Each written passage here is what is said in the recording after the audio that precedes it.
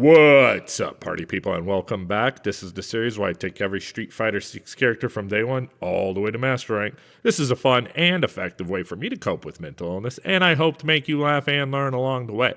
Every 20 minutes of gaming, I recommend a 5-minute break to help improve learning efficiency and prevent tilt. Usually I supply one of those for you at the end of every video, but since this is the Terry How-To Day 1 guide, I'm not going to be doing that. Let's get right into our Terry How-To Day 1 guide. So, we are officially starting on Terry Bogard. I was very excited for this character when he was announced, and I'm very excited to play him now.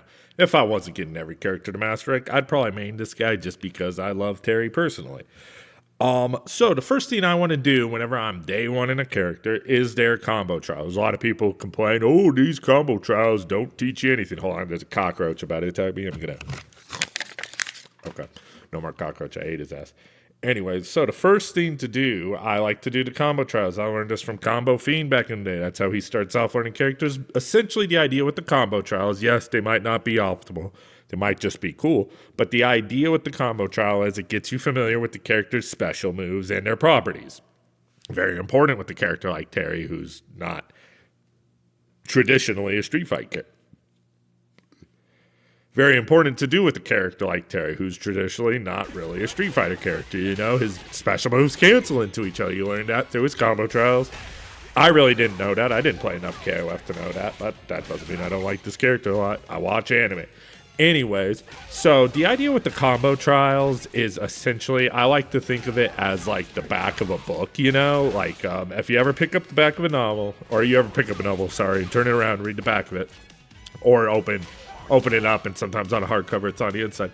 There'll be like 3 or 4 paragraphs, 250 words or so, about what that book is about, Essentially just a quick little taste, dip your toe in, and see like, oh, I'm going to spend $65 on this hardcover whatever book, this hardcover Game of Thrones book, and it's like, I don't know if I'm going to drop that kind of money, but you might play the combo trials for a character and it really just jive for you and work. That's why I recommend learning more than one character, but that's essentially the idea why we start with the combo trials, just to see what kind of canvas we're working with, you know what I mean?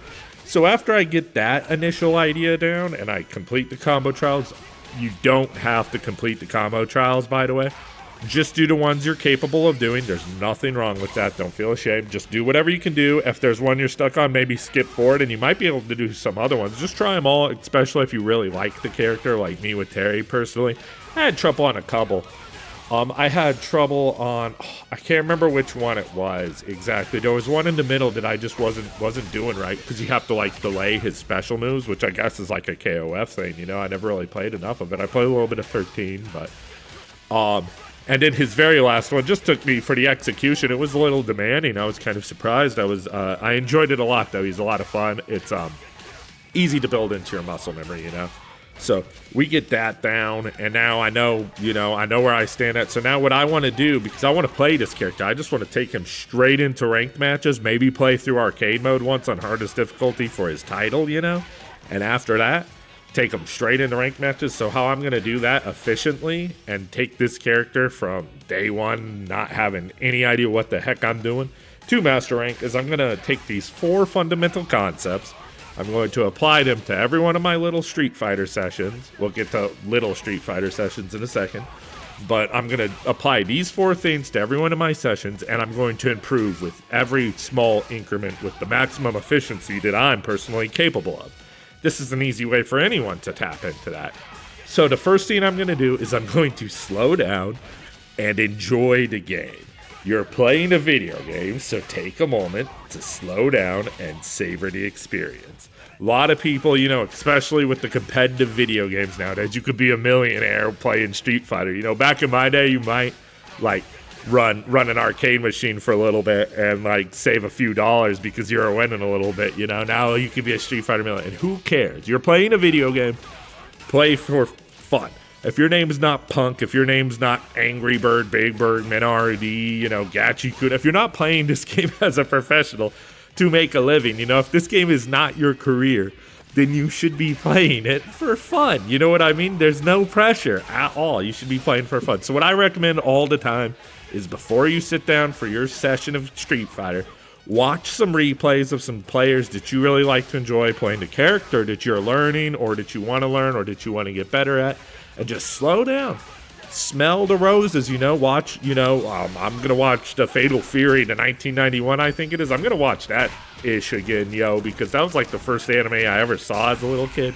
And that's where I remember Terry from. I didn't even know his name for years. And I was wondering why the guy he was fighting was named like a duck, the geese, I was just like, why is Ken fighting a goose? You know what I'm saying? But anyways, so now that I've slowed down and I'm remembered that I'm playing this game for fun and I'm here to enjoy my time with it, I'm going to practice some very basic bread and butter combos. You don't need to master all these crazy optimal combos you see the pros doing. Yes, you might be able to do the combo. That's cool, but that's where people like draw the line. Like, oh, there's lab monsters. Nothing wrong with the lab monster. Play the game any way you want as long as you're having fun. You know what I mean? But if you want to improve in the competitive scene, focus on just basic combos. Dude, we call them tournament combos for a reason. You know what I mean? It's just an easy combo you do not have to think about. Literally, it's just your basic muscle memory goes bop, bop, bop, super. You know what I mean? Just easy combo, cash out. If you drop a combo, you're going to go on tilt. Like almost, even if you don't go on tilt, the amount of momentum you lose for like going for a sauce combo and then screwing it up, you're probably going to lose that round. Whereas you could have just went for the easy peasy lemon squeezy, cashed out, put your opponent in a guess for game scenario and then won. You know what I mean? That's just basic, I like to call it the flow state. If you're capable of doing the combo in the flow state, like Marlon Pie looking at some dude while he's doing Doom Infinites, if you're capable of doing your combo with that level of ease, that's the combo to do, And I'm day oneing this character. I have no idea what I'm doing, so I just want the easiest damage I can get and not have to worry about dropping it. You know what I mean? Just keep it simple, Keep it simple, stupid. I tap myself on the head, So number 3 is develop a game plan. And this is probably the most overlooked part of Street Fighter, I think. A lot of people just want to go in there and press a lot of buttons. But the analogy I like to go with is like, so in chess, and we're not talking about chess here, don't worry about it. But in chess, a rook can only move left, right, up, down. A bishop could move any way diagonally, but they can move any direction. As far as they want to go in that direction. That's essentially the idea with the Street Fighter archetype. There's certain things your character was designed to do, and that's why you play them, because it's what they do. You know what I mean? It's comfortable for your play style, or you're learning this play style, but you have to learn it and apply it to your game. That's not to say, because chess, there's a lot of different ways to play chess. There's like a super offensive blitz style. There's a very slow-paced control style. I like to call these game plans the starter decks for that reason. Because a very easy analogy for me is like, if you remember Yu-Gi-Oh, the card game, the very first couple of starter decks were the Yugi and Kaiba starter deck. They were very easy to understand. You knew what you wanted to do. You wanted to play the Blue Eyes White Dragon and blow him away with raw power. You wanted to play the Dark Magician and protect him with magic and win the game that way. It was basic as it gets. And in other card games, you get control types, mid-range. It's the same thing with the fighting game. You have win conditions. You have what your character essentially wants to do, It's important to know that and apply it to your game, And if you don't like it, guess what? There's like a bunch of other characters. And if you still don't like it, there's other fighting games. If you're tired of getting throw loop, guess what? I got news for you. You don't have to play Street Fighter because it's the most popular game in the world. There's other games out there you can play for fun. I play Street Fighter because I think it's fun. I play Street Fighter 6 because, honestly, I love the game. I didn't think I'd like another fighting game after Street Fighter 5 came out and ruined it for me. But I love this game, so I want to help people learn and enjoy it and, grow together. That's just how we need more people just trying to help each other out here. You know what I'm saying? Which brings me to my last rule. You have your basic combos, you have your game plan together, you've been chilling, your big chill and dip set right now, you're just hanging out, enjoying Street Fighter. Have you been doing that for 20 minutes? Well, then I got news for you, buddy. You got to get up. You got to get up. I know, bro. I see you, homie. I've been there. You got to get up, off your ass. You got to touch your toes. You got to stretch for a second. You got to go over to the corner. My favorite stretch, you go over to like the corner of a room and you put your arm on either side and you just dip into it to stretch out your back. Good Lord, that's a good stretch. Stretch it out. Drink water, bro. Take 5 minutes. Take 5 minutes, do anything. Just get up, stretch, drink some water, check your phone. Check what happened at the Sony State of Play, the PlayStation State of Play. See what Punk just tweeted about. He was like, nah, man. Nah, that depressed gamer, he's ass, bro. I ain't even gonna play him in his set. He's so ass, bro. He gotta put up 10 ranks if he wants to play me. I'd be like, hey, man, I'm a big fan of yours. Thank you for winning Evo for America. Essentially, that's what I'm saying. You have to take the 5-minute break every 20 minutes of gaming. This helps immensely. You guys, I guarantee you're gonna notice that all you guys who are worried about ranked anxiety, stop worrying about it. And just focus on your 20 minutes and then your 5-minute break. And then watch, you're going to be like, oh, I was like dying at the end of it. And by the end of your 5-minute break, you're going to be like, oh, I could get right back in there and play a little more, you know? But don't overdo it. Do the 20 minutes. I'm telling you, play 20 minutes and then take your 5-minute break. I give examples in my videos. I always go over to 20 minutes just to show you guys. And every single time I lose. And I lose off some dumb shit. You know what I'm saying? So just take your 5-minute break. Now that we've covered those 4 fundamentals, that's all I'm going to be doing with Terry from this point on. This is how I learned every character. I take what I just told you and I build off it as simple as I can so I can understand it, because I make this guide for me to get these characters to master, to show you guys how to do it. I don't know what I'm doing. That's why I make the guide, guys. So, okay, yep. I'm going to go over to system mechanics. Oh, by the way, there's going to be a study guide on the screen probably right now. If you stuck around this long, Jesus Christ. Yeah, here's the study guide for you. You got your system mechanics. I'm just going to go over them real quick. Read them. You should know these. This is with every character in the game. And if you're having trouble with it, don't worry. The game has stuff built into training mode to help you with every one of these things. Just take your time and enjoy the game. Go back to rule number 1 and just be like, I'm not here to set the world on fire. I'm here to have fun and learn this game. So real quick, the system mechanics are drive gauge, drive impact, drive parry, drive rush, drive reversal, overdrive. Every character in Street Fighter shares these. Terry is no different. Let's go over some BMBs. So if we go back to rule number 2, we have basic bread and butter combos. I'm going to put these on the screen. I'm going to have annotations in the study guide. Take pictures with your phone.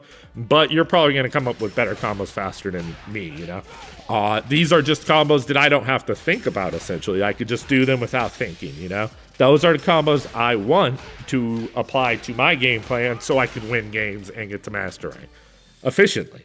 And learn the character, what the character wants to do. So you'll see a light punish, a medium punish, a heavy punish, something for crumple, and something for wall splat.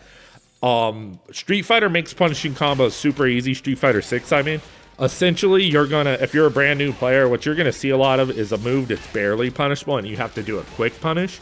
That's what your light punish is for. Sometimes you have to omit the number of jabs you do or something like that you chain together. But the idea is the same. You know, if a move's punishable light, you punish with the light move. If a move's medium punish, which is like drive reversals, frame data is not important, but knowing the 6-frame move, in Terry's case, it's its crouching medium punch. Knowing that is important for punishing the drive reversal on block, because then you get optimal punishes. It's really cool with Terry, you know. Then you need a heavy punish for when you block like one of their uppercuts or you parry one of their super moves or something, you know. And then you want to cash out your big damage. That's what you got your heavy punish for. And not every character's like crumple off the drive impact. Like if you get a punish counter or you counter a drive impact, sometimes you need a special combo for that. Same thing with the wall splat with the drive impact in the corner, the one they can't block. Do that, and then you need a combo for that. That's not a lot. That's like 5 combos that anyone can do. You know what I'm saying? That's all I'm looking for. The next step is another part of the system mechanics, which is chains. Basically, the idea of a chain is hit confirm. A lot of people hear the words hit confirm and think they have to be like Punk and do it off of one move. Not true. So, like, the basic idea of a hit confirm usually is like jabs in this game are built this way to chain together. The first jab on hit or block, you're probably not going to be able to tell if you're a newcomer. Second jab, you still might be able to tell. That third jab, you'll be like, oh, all 3 of these jabs hit. Now I can go into my special move. You know, that's essentially the idea. If you chain together, if you mash essentially the jab together, it's gonna chain into itself and combo into itself. It's gonna change the properties of the normal move, and you're gonna be able to hit confirm off it. It's just something important to learn later on. Also, just to add one last thing, is like comboing into super combos. Terry, if you do his heavy punch into his EX tackle, all his supers combo off of that. So if I need to spin meter just to win the game or burn out my opponent or something, like I said, I don't know anything about this character, but I know I can do this to use my special moves if I need to, just to get that damage off, because that's all we're looking for is just a straight, easy path to that damage, to those resources, spin them, win games. Now we'll get into starter decks. I either have replays on the screen right now, or there's going to be replays on the screen. So essentially, I watched Momochi play, and I watched Mr. Machubo play. You may have been watching those already. Whenever I put the study guide on the screen, I'll have this annotation guide where I typed up every single thing these Terrys did in these matches. And what I did from there is I broke down their game plans and essentially the tools they use to win their games. That's what I'm looking to break down. Terry, it wasn't so hard because he's very much straightforward, which is Terry Bogard's identity. I'm already seeing people being like, well, I was really expecting Terry to be like this really crazy nutso, like Rashid type character or whatever, but it's like, that's never... No, because they made Terry with love, and Terry is like the most straightforward. He's like Paul in Tekken, he's like Ryu in Street Fighter, you know what I mean? He's just a very... I guess, we could argue who the Ryu of KOF is, but basically what I'm saying is he's very cut and dry. He does his thing, dude. There's nothing... but he does it well, you know what I mean? There's nothing wrong with that. It's... So, to get into my starter decks, my Blue Eyes White Dragon, my Dark Magician, what I want to do to win games, the Burn Knuckle initiation with Mr. Terry, this is game plan number 1. These are the things I'm going to combine with my basic bread and butter combos, and that's going to be the essential core of my Terry to win these games and get to Master Rank. Burn Knuckle seems really good. I'm sure players are going to start pairing it later on, but regardless, you can still fake it. It's like the same thing with Ryu's Fireball is the way I look at it. If you're not familiar with Street Fighter and Ryu's Hadouken, I'll just give you a quick idea. Ryu bases his whole game plan, what we're looking for, archetypes, off of his Hadouken. He does Hadoukens, you try to jump over it, he uppercuts you. That's basic, the most basic fundamental Street Fighter ever. Instead of a Hadouken, Terry's using his Burn Knuckle in this place. He wants to stand at the range of Burn Knuckle, he wants you to think about his Burn Knuckle, and then he wants to be able to do other stuff while you're thinking about his Burn Knuckle. Rock, paper, scissors, but his rock's better than yours. You know what I'm saying? Something like that, essentially. So that's the idea with the Burn Knuckle. I just want to use that to get pressure. I'll have it on the screen, everything I want to do with this thing. But, use it frequently, neutral, it's a strong move, and it's what I want my opponents to know that I'm willing to use and make them respect it, essentially. Once I build the respect off it, I can do other stuff. Outside of that, a lot of his stuff is based off of Drive Rush, but that's very good in Street Fighter 6. He can use his Drive Rush, off of his crouching medium kick, which is very good. Probably his best button, probably one of the best crouching medium kicks in the game. It's up there with Jury already, I can see it. This thing's gnarly. This is a good button. Drive rushing off it's gnarly. He could throw EX fireballs. He could throw regular fireballs. He could drive rush behind them. This man's using Street Fighter. He's got an EX reversal. He's got all this stuff. That's just adding to the kit, So we've got our drive rush based offense. Corner pressure is immense with this guy. His fireball, his heavy fireballs plus. This dude's going to be serious, I'm telling you, right off the gate. You give Infectious or someone Kami like these guys, this character, who their fundamentals are just really good. Safe is another one. Those guys will cook. We all know. We know. Give him the Daigo. I would love to see Daigo's Terry. Anyways, the last thing is his mid-range fireball and zoning control. Basically the same idea with the other thing, you know what I mean? It's the idea of he's standing at the range of his burn fist, his power fist, whatever the hell it is. He's standing at that range, but he's also mixing up fireballs. Start thinking about the fireball, he throws that burn knuckle right back out there, you know what I mean? It's the same range for all his stuff. He could do the crack shoot from that same range. But the idea is you want them thinking about the burn knuckle and to build all this stuff off of the burn knuckle. Sometimes they're going to be too close to do the burn knuckle, and that's where the drive rush execution comes in, Crouching medium kick is king with this character. I'm telling you, but that's Street Fighter 6 in general. So now, I hope you guys got the idea of Terry. This has been 20 minutes of video, so I need a 5-minute break. I'm not going to supply one for you guys. You want a 5-minute break? I will see you all in the placements. And, brother. So, if you are curious and you want a 5-minute break, then to that I have to tell you, I am the depressed gamer. I need you to be good to yourselves. Like, comment, share, subscribe. Do it for 5 minutes if you really need a 5-minute break that bad, you animals. Please keep on struggling. Every single one of you out there, I see you. I'm there with you. It's tough out here. It's tough, you know, but all we got is each other, and that's, you help people. That's what you do. So keep on struggling. Keep on struggling together. And I will have a 5-minute break together for you guys when I see you in the placements next video. Tomorrow after this one, hopefully later, guys.